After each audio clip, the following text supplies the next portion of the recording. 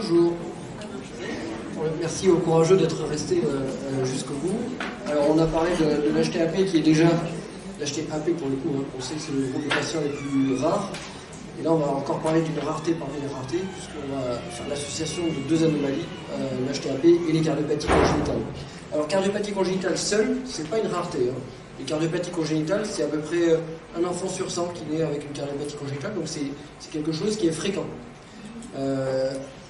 Avec une très grande variété de types de cardiopathie que l'on peut avoir. Il y en a qui sont sévères, il y en a qui sont, la majorité d'ailleurs sont simples, et vont éventuellement même récupérer tout seuls. Il peut y avoir des CIV qui vont des trous dans les ventricules qui vont se fermer tout seuls. Et certaines vont nécessiter une prise en charge, que ce soit par cathétérisme, par chirurgie. Et c'est ça, et avec des gros progrès qui ont été faits, puisque maintenant, les dernières datas nous montrent qu'à peu près 95% des nouveau-nés avec des cardiopathies congénitales vont vivre jusqu'à l'âge adulte. Et je vous ai illustré deux personnes qui sont connues dans les médias et qui ont une cardiopathie congénitale, qui ne le cachent pas. À gauche, c'est Shaun White, un Américain avec une tétralogie de Fallot, et une cardiopathie complexe, hein. Il a été opéré 2 fois, il a fait du restructuration pulmonaire, etc. Et il est multimédaillé aux Jeux Olympiques d'hiver en ski acrobatique, enfin en surf acrobatique. Et à gauche, c'est une journaliste que certains connaissent peut-être, Cyrielle Ariel, que vous verrez sur les réseaux, et je crois qu'elle était à BFM à un moment, mais maintenant elle est ailleurs. Et en fait, elle voulait aller faire une mission dans un humanitaire, on lui a demandé de faire un examen, un check-up cardio avant, et on met en évidence qu'elle a une CIA, une communication interatriale, un trou dans les oreillettes. Il a fallu qu'elle ait une intervention par cathétérisme pour aller poser la prothèse et boucher le trou avant qu'elle puisse faire sa mission. Et puis après, du coup, elle fait ce signe du cœur avec toutes les grandes personnes dans le monde, et elle a sensibilisé à la prise en charge des cardiopathies congénitales. Et donc, du coup, avec les progrès dans la prise en charge, on a maintenant une baisse de la mortalité par rapport à la période historique, il y a 30-40 ans, quand on n'avait pas toutes ces solutions thérapeutiques, que ce soit par cathéochirurgie. Et donc, du coup, on a une grande augmentation des adultes avec cardiopathie congénitale. Et c'est ça dont on a un petit peu parlé actuellement. Et ces adultes, il y en a une grande partie qui vont très bien, mais il y en a certains qui ont malheureusement des complications évolutives.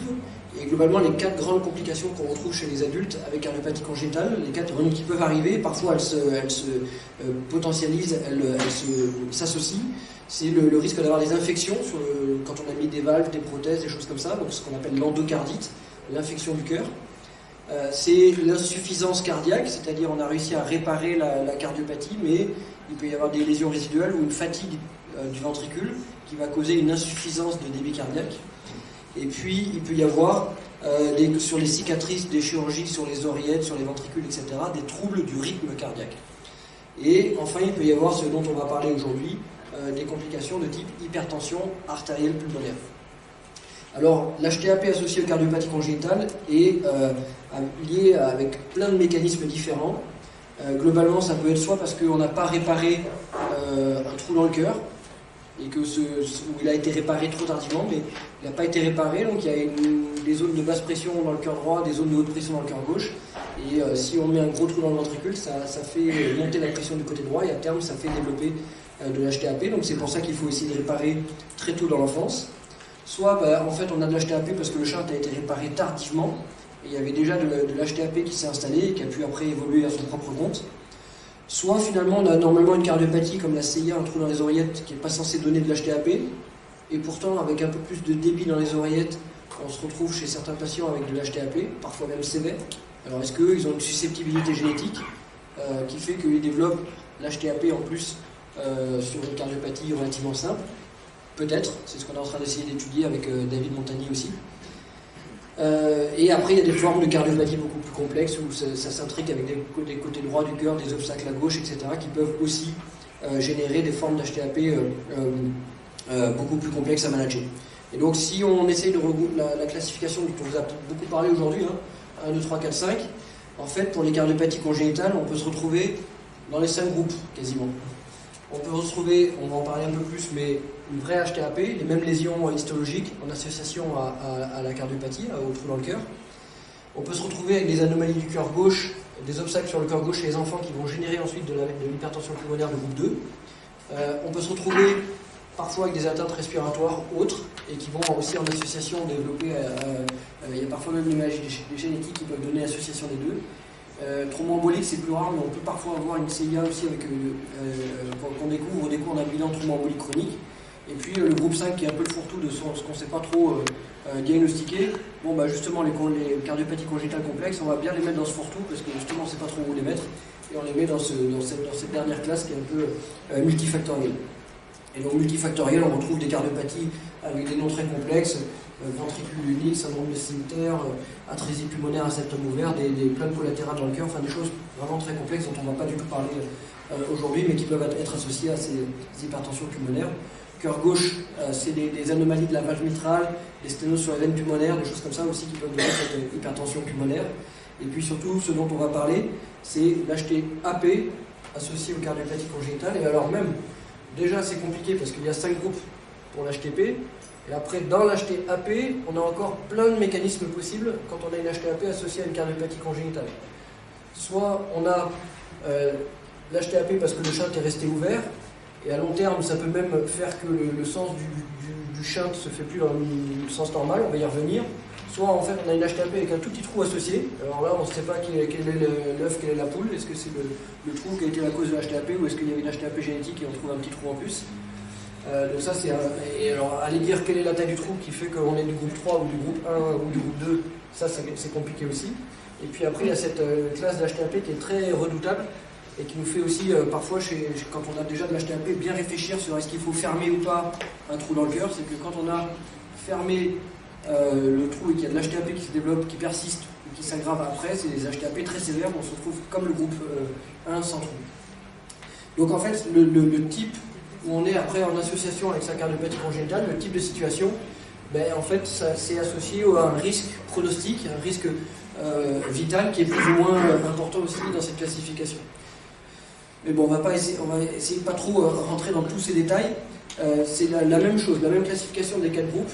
Et en fait, vous dire qu'est-ce que c'est, le mot que vous allez entendre souvent, quand il y a cardiopathie congénitale, on dit, avec HT-AP, on dit Eisenmenger. Eisenmenger, c'est un mot un peu particulier, qui veut dire qu'en fait, l'HT-AP est devenu tellement sévère que le sens du shunt ne se fait plus du sang rouge vers le sang bleu, mais s'inverse, et en fait, ça sert de soupape, et le sang bleu retourne vers le sang rouge, et donc on se retrouve avec un sang, entre guillemets, un peu désoxygéné, une saturation qui baisse, à cause de ce shunt inversé. Donc c'est l'évolution, c'est la forme la plus sévère de l'HT-AP associée aux cardiopathies congénitales, c'est quand on a le shunt qui s'est inversé parce que les résistances au niveau pulmonaire sont devenues très élevées, plus que même les résistances au niveau de l'aorte, et donc le shunt s'inverse. Donc ça c'est la forme la plus extrême, quand on a une cardiopathie congénitale avec HT-AP, et on va avoir une désaturation. Les autres cas, c'est quand on a de l'HT-AP, mais on a une HT-AP modérée à moyenne, et on a encore un shunt gauche-droit. Donc là, on n'est pas cyanosé, on a encore le trou, mais on n'est pas cyanosé, on a un peu d'HTP. Et là, toute la question dans ces cas-là, c'est qu'est-ce qu'on doit faire? Est-ce qu'il faut qu'on ferme le trou parce qu'éventuellement, le fait qu'il y ait encore un shunt important, on peut avoir une bonne évolution et on va pouvoir espérer faire régresser la maladie. Mais en fait, si on est déjà moyen plus, si on est déjà assez évolué, si on ferme le trou et que la maladie s'aggrave derrière, on aura fait une bêtise et ça va aggraver le pronostic. Donc c'est pour ça que dans ces cas de figure, dans le groupe 2, là, la discussion c'est vraiment est-ce qu'on doit fermer ou pas la situation. Et il arrive parfois qu'on dise qu'on va fermer en mettant une prothèse avec un petit trou. Comme ça on réduit la taille du trou et on voit ce que ça donne. On dit qu'on se laisse un petit trou soupape si jamais, éventuellement qu'on fermera dans un deuxième temps encore, mais au moins déjà on réduit le trou quand c'est très grand. Et donc après, là, ça on va pas trop en parler, je vous en ai parlé tout à l'heure, mais c'est quand on a l'HT-AP associé à un tout petit trou associé, bon, voilà, et est-ce que c'est quelle est la poule, quel est l'œuf, et puis l'HT-AP quand on a fermé le défect, je vous en ai parlé un petit peu, ou quand on est ici, on veut surtout pas se retrouver là. Donc c'est ça Et pour autant, pour éviter l'HT-AP associé à une anomalie cardiaque congénitale, la meilleure solution pour éviter, c'est de fermer le trou très tôt. Et à ce moment-là, si on a fermé le trou dans les premiers mois de vie, on n'aura pas d'HT-AP. Et c'est pour ça que l'HT-AP associé à cardiopathie congénitale adulte, ça reste relativement rare. Maintenant, avec les nouvelles méthodes où on opère très bien les enfants dans les premiers mois de vie, lorsqu'ils ont besoin sur une cellule très large. Donc ça, c'est les profils, ce que nous on appelle la physiologie, c'est-à-dire comment se comportent les flux sanguins. D'accord? Et alors même, déjà en cardiopathie congénitale, c'est compliqué parce qu'il y a aussi plein de variations anatomiques. Mais si on essaie de globalement synthétiser, avec deux situations. Globalement, si synthétisé, il y a ce qu'on appelle les trous dans les ventricules. Les ventricules, c'est la pompe. Et là, c'est à haute pression. À haute pression, il y a des valves qui protègent. Et donc, quand on se retrouve avec une CIV, un trou important dans le ventricule, la pression du ventricule gauche va être transmise à l'artère pulmonaire, qui est ici. Ça va la faire se dilater, monter en pression, et les dégâts se font dans les petites artérioles, et l'HTAP se développe. Et à terme, le flux ne se fait plus vers l'artère pulmonaire, il se fait moins vers l'artère pulmonaire, et le flux a tendance à aller plus facilement vers l'aorte. C'est pour ça qu'on se retrouve avec le sang bleu. Ça, c'est les shunts à haute pression. Ça arrive assez vite. Ça peut être, si c'est pas réparé tôt, la CIV, dans les premiers mois de vie, c'est un syndrome d'Eisenmenger sur CIV peut se développer dans l'enfance, assez rapidement. D'accord? Donc ça, c'est pour ça qu'il faut opérer précocement les enfants. Et la deuxième situation, alors on appelle ça post-tricuspide, tout ce qui est les anomalies congénitales qui sont après la valve tricuspide qui est là, donc côté ventricule et gros vaisseau. Et après, la deuxième grand groupe, c'est ce qu'on appelle pré-tricuspide, parce qu'en fait, c'est très différent. Pré-tricuspide, là, il y a les ventricules, là, il y a un trou entre les deux oreillettes, une CIA, communication interatriale. Ce trou dans les oreillettes, c'est très fréquent, enfin très fréquent. Ça fait partie des cardiopathies congénitales les plus fréquentes.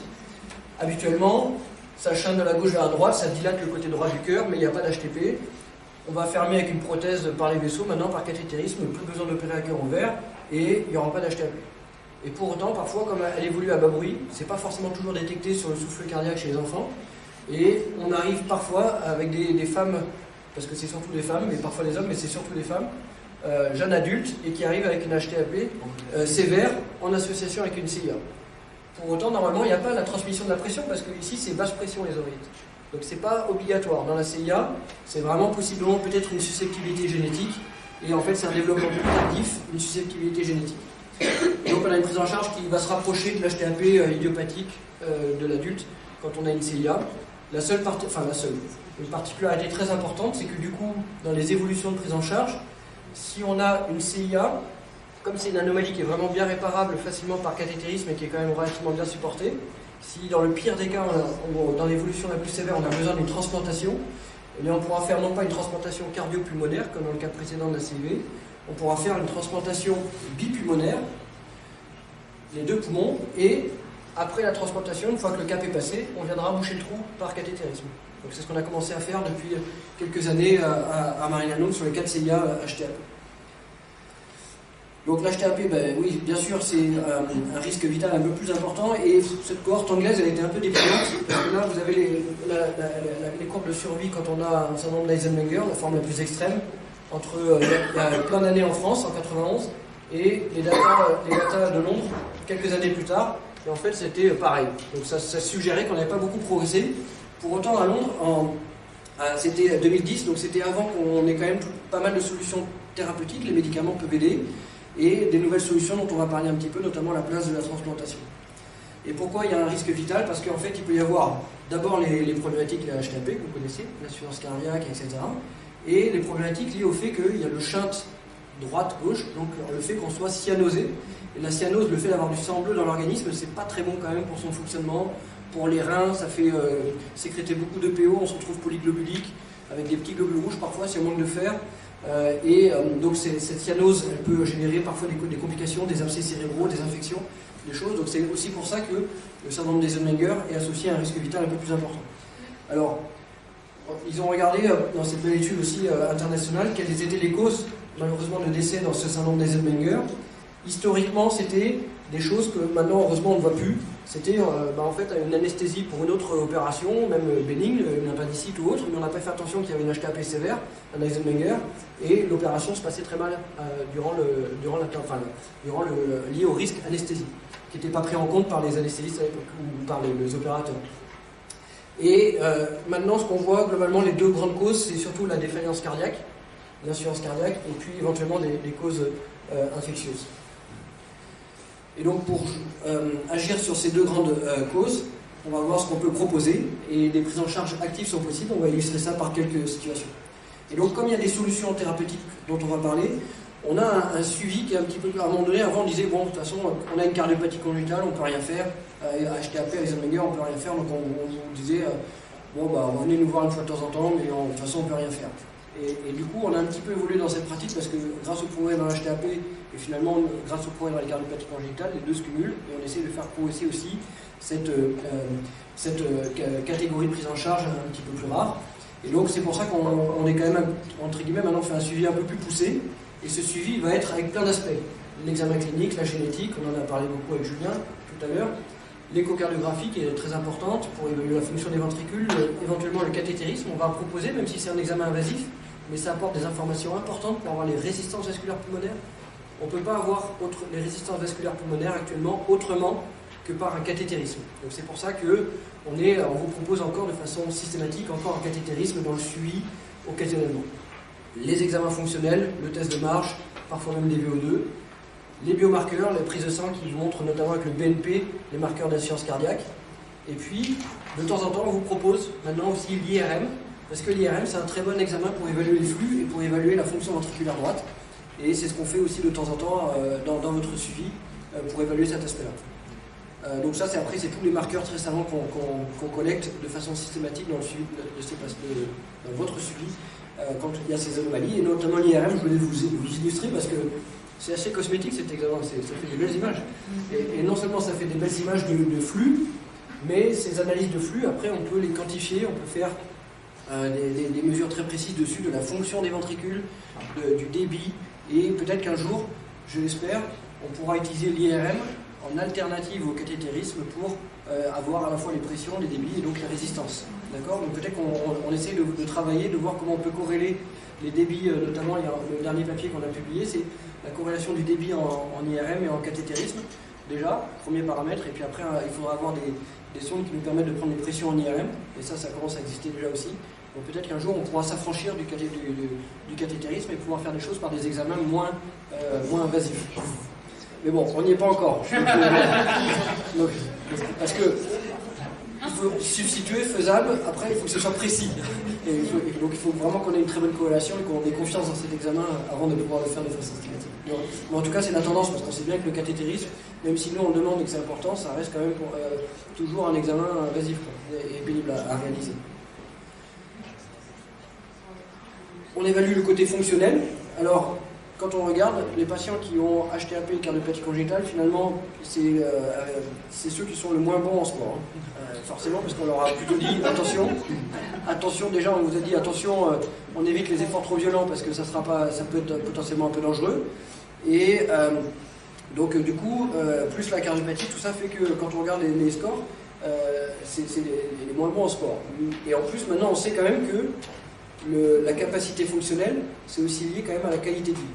Donc on sait que ceux qui ont les tests fonctionnels, c'est pour ça qu'ils sont très importants, tests de marche, et que même dans les gros essais thérapeutiques, maintenant c'est des surrogates, des marqueurs intermédiaires qui sont intéressants, parce qu'on sait que c'est aussi corrélé au pronostic et à la qualité de vie. Donc c'est quelque chose sur lequel on évolue, après on va voir dans la prise en charge. Le cathétérisme, une technique un peu particulière lorsqu'on veut faire quêter les patients avec des shunts, on est obligé de mesurer la consommation d'oxygène, donc on vous met sous la cloche. C'est pas juste le cathétérisme par le bras comme d'habitude, on est obligé de le faire par en bas, avec la cloche et avec des mesures, des prélèvements de prise sanguine. C'est une technique un peu particulière quand on a une cardiopathie congénitale, c'est pas le cathé tout à fait comme d'habitude. Des mesures préventives que vous connaissez bien, on assiste bien sûr, on le sait malheureusement, sur le fait que la grossesse n'est pas possible et dangereuse, en particulier pour ces patients avec syndrome Meissner. Et par contre ça, peut-être qu'on va évoluer. Avant on était à vous dire, il ne faut surtout pas faire d'activité de sport. Alors il y a deux choses, il y a le sport, où on forme, on fonce, mais il y a l'activité physique. Et probablement que l'activité physique, c'est pas forcément du sport. Faire un peu de marche, faire un peu d'activité physique régulièrement, ça on sait que ça peut contribuer à maintenir quand même l'activité du cœur, à prévenir, à améliorer un peu la qualité de vie. Et donc on est en train d'évoluer un peu dans les messages parfois qu'on vous donne sur la relation avec l'activité physique, ou et on essaie de travailler aussi sur l'environnement autour avec des personnes qui sont formées spécifiquement pour faire des programmes dédiés de développement adaptés à ce que vous pouvez faire. Traitement médical, on a beaucoup moins de preuves malheureusement dans la traîne par rapport à l'HTAP hépatique. Pourquoi ? Parce qu'avec toutes les particularités d'anatomie et de physiologie que je vous ai décrites, des flux, etc., ce n'est pas des patients qui sont bien stéréotypés pour mettre dans les études où on veut avoir des données bien précises, même profil, HTAP idiopathique, tous le même aspect. Là, on peut avoir des résultats. Donc en fait, on les sort des études. Et donc, on ne peut pas forcément extrapoler les résultats des études. Donc, il y a eu quelques études. Le Bosantan, que vous connaissez bien, le fameux Traclear depuis longtemps, Il a aussi été étudié chez les patients avec Eisenmenger et ça montrait que ça améliorait un peu de façon fonctionnelle. Donc ça, c'était une des rares études randomisées qu'on a à notre disposition. Et c'est important les études parce qu'on se rend compte par exemple qu'on a essayé de faire la même chose avec le Macitintan, le nouveau médicament dont vous avez parlé aussi à un moment donné, monsieur Silbon. Alors en fait, on n'a pas pris tout à fait les mêmes patients, des patients en classe 2, pas que des patients très sévères, plus de patients trisomiques, peut-être une réponse différente. Et en fait, avec le Macitintan, on n'a pas eu les mêmes résultats. Donc c'est pour ça qu'il faut être... voilà.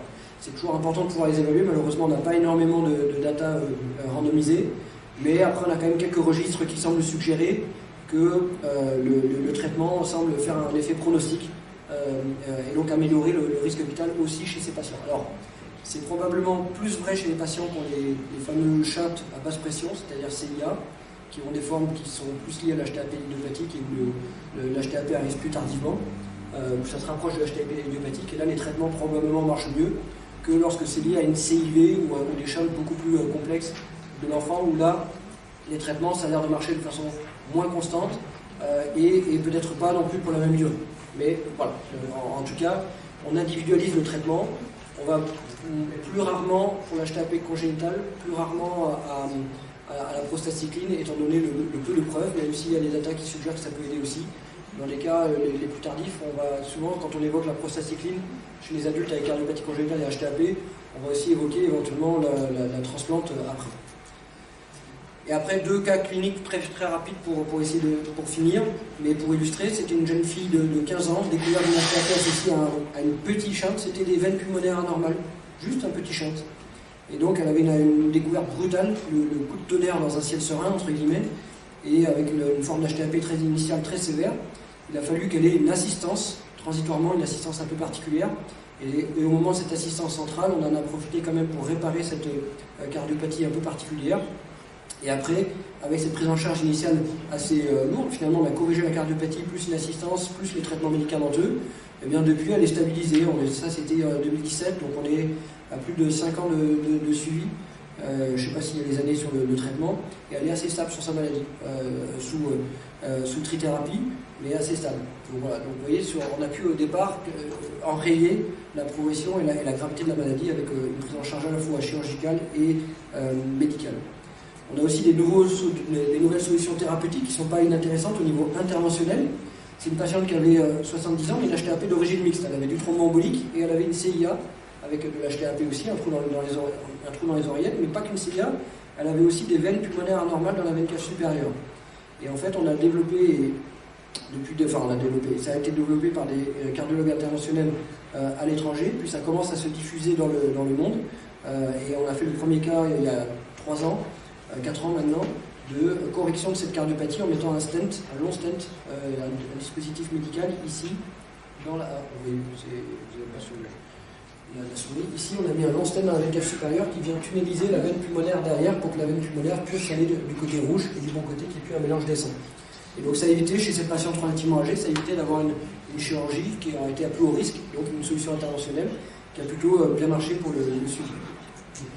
Et puis après, pour la place, quelle est la place de la transplantation pour ces patients avec HTAP et cardiopathie congénitale? Alors on sait maintenant qu'il y a une place bien codifiée pour l'HTAP idiopathique, mais pour l'HTAP associé aux cardiopathie congénitale, ça a fait beaucoup de débat, parce qu'on disait, oui, avec les trous dans le cœur, bon, finalement c'est moins grave que l'HTAP idiopathique, ce qui était complètement faux. C'était des données biaisées de comparaison. Et puis on dit, bon, c'est plus compliqué, parce que c'est forcément du cœur-poumon, comme il y a la cardiopathie aussi. Donc ça avait mauvaise presse. Et puis en plus, comme s'il y a le syndrome d'Eisenmenger, il y a la cyanose, donc il y a beaucoup de problèmes de saignement, de collatéral. Donc c'est très dangereux s'il y a les collatérales, ce qui est vrai. Donc il faut un bon screening. Et donc c'est beaucoup plus complexe la transplantation pour ces patients-là. C'est déjà complexe de base, mais alors pour les patients avec HTAP et cardiopathie congénitale, c'est encore plus complexe. Néanmoins, Marine Lannon, cumulant l'expérience à la fois et grâce à la collaboration avec le centre du Kremlin-Bicêtre, les chirurgiens thoraciques, les chirurgiens cardiaques, c'est un programme sur lequel on est investi et c'est probablement une expérience assez unique dans le monde. On voit par exemple les Anglais ont abandonné, ils ne font vraiment pas, et pour autant on a des résultats qui sont relativement intéressants. On avait un problème à un moment donné bien sûr d'accès au greffon, mais depuis 2007 et le fait, on a voyé à peu près 70 patients qu'on peut avoir, ça reste pas beaucoup par rapport au nombre de greffés pulmonaires, mais là c'est les greffés cœur-poumon ou bipoumon plus fermeture de la CIA. Donc c'est les patients avec cardiopathie congénitale, donc c'est un sous-groupe des patients greffés. Donc on est sur 67 patients depuis 1987, entre 1987 et 2016. vous voyez, presque sur 30 ans, 67 patients. C'est vraiment une rareté. Et on avait un problème à partir au moment de 2007, parce qu'il n'y avait plus d'accès aux greffons. Et les greffons cœur partaient avant et pour d'autres causes. Et donc du coup, on n'arrivait plus à greffer. Il a fallu travailler sur la super urgence pour pouvoir améliorer l'accès aux greffons. Et ça, ce programme d'allocation prioritaire de greffons, alors super urgence c'est un grand mot parce que c'est pas que 48 heures, c'est souvent des urgences relatives. Et en tout cas, c'est une liste prioritaire. Et cette liste prioritaire a permis, pour ceux qui en avaient vraiment besoin rapidement, d'avoir un accès plus facile aux greffons. Et ceux qui pouvaient attendre un peu plus, bon, ben, au moins, voilà, ils n'étaient pas pénalisés. On avait surtout permis à ceux qui avaient vraiment besoin tout de suite de pouvoir avoir accès aux greffons. Et ça a amélioré les résultats globaux, que ce soit pour les patients entre guillemets en super U ou non en super U, avec une espérance de vie après la transplantation, après l'inscription sur liste, qui a fait de grands progrès. Si on regarde à partir du moment où on a été inscrit sur liste, donc si on inclut la mortalité avant d'être greffé, la mortalité liée à l'opération, la mortalité post-opératoire, et bien finalement on voit qu'après avec ce programme de super urgence et les progrès globaux qu'il y a eu dans la prise en charge de transplantation, on est à peu près à 3/4 de chance de survie à 5 ans et 10 ans. Donc c'est quand même vraiment pas mal par rapport à ce qui a été dit il y a de nombreuses années. Donc ça reste une solution pour ces patients, d'autant plus si maintenant, comme cette patiente, on peut avoir ce qu'on appelle on transplante et on répare, c'est-à-dire on transplante les poumons qui ont eu les dégâts, l'HTAP, et on répare secondairement la cardiopathie. On a fermé la CIA quelques mois plus tard après la transplantation. Et cette patiente qui venait du côté de Perpignan, elle ne pouvait plus prendre sa douche sans être essoufflée, avoir des douleurs thoraciques, être très gênée. Et quelques mois après cette prise en charge, elle a remonté le mont Canigou. Je ne sais pas si vous connaissez, mais dans les Pyrénées, ceux qui viennent du sud connaissent peut-être, mais elle a remonté le mont Canigou tout en haut. C'était quand même un exploit assez intéressant, et quand on voit ça, ça nous réconcilie avec la transplantation. Donc c'est une belle solution pour ces patients-là. Ce qui reste à savoir, ça c'est plus les perspectives, ne regardez pas la diapo, mais globalement ce qu'il faut, c'est qu'on arrive à stratifier, c'est-à-dire qui doit bénéficier de la transplantation. On sait que c'est possible, mais ça reste quand même une intervention lourde, donc il faut le proposer qu'aux patients qui vont en bénéficier, qui ne vont pas avoir trop de risques d'avoir un problème péropératoire, s'il y a beaucoup de collatérales ou pas. Donc malheureusement, c'est pas faisable pour tous les patients. Parfois, pour des raisons anatomiques, c'est pas faisable. Et on va le proposer que dans certains cas, pas trop tôt, pas trop tard. Et donc ça, on n'a pas encore la même finesse de stratification, pareil que l'HTAP hépatique, parce qu'on n'a pas les mêmes grosses études. On a quelques datas avec les Anglais, mais je pense qu'il faut qu'on arrive à travailler encore un peu mieux, affiner. C'est pour ça qu'on a une cohorte française qui est en cours d'analyse de tous les patients avec syndrome de Eisenmenger qui ont été pris en charge dans les différents centres français, grâce au réseau de la filiale de cardiopédiatrie, du réseau M3C des cardiopathies congénitales complexes, qui ont permis de collecter tous ces cas et d'avoir une cohorte à analyser pour essayer d'affiner, de dire qui est le plus à risque et donc qui doit aller plutôt vers la transplantation. Merci de votre attention.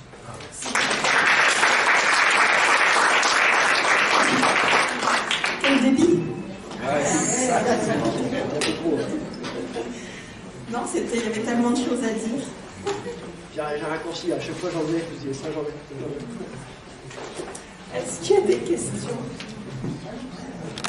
Il y a encore une présentation après, hein, donc ne partez pas tout de suite.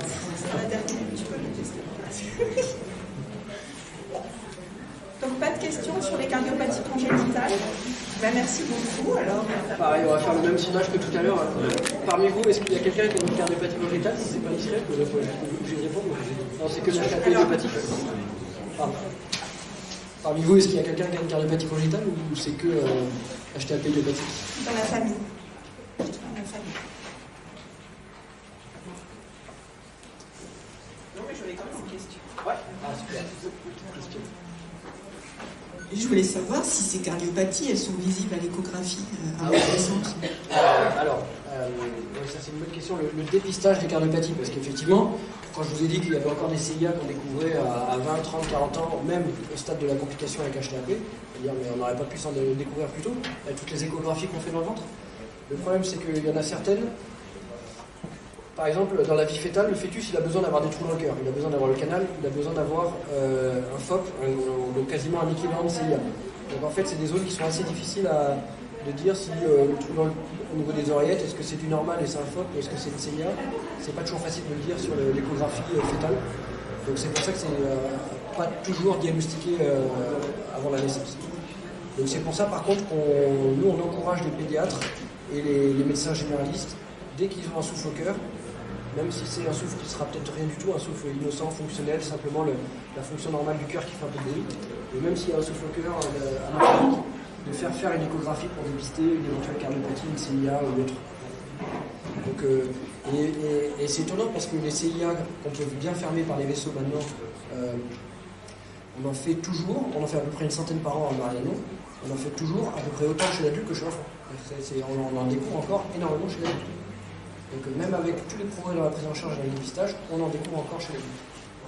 Donc dans le bilan, et deuxième chose, c'est que au KB, quand ils ont un patient qui est adressé pour une HTAP, très fréquemment, ils vont me dire ah tiens là c'est un profil un peu particulier, on a une saturation dans l'artère pulmonaire quand on a fait notre cathé qui est un peu élevé, regarde s'il n'y a pas une CIA. Donc ils m'envoient, on fait l'échographie et on trouve de temps en temps effectivement une communication interatriale ou une autre cardiopathie congénitale qui a été découverte au moment du diagnostic de l'HTAP. Et alors parfois aussi d'autres situations, c'est que c'est adressé pour HTAP, mais en fait c'est juste du débit par une CIA qui donne un tout petit peu d'élévation de la pression pulmonaire, mais pas vraiment de la maladie HTAP. Dans ces cas-là, après finalement c'est plus suivi AKB, il part chez nous, on ferme la CIA et après finalement tout rentre dans l'ordre. Donc c'est aussi, encore une fois, heureusement des cardiopathies qui sont parfois en pardon. Merci beaucoup. Alors vraiment je tiens...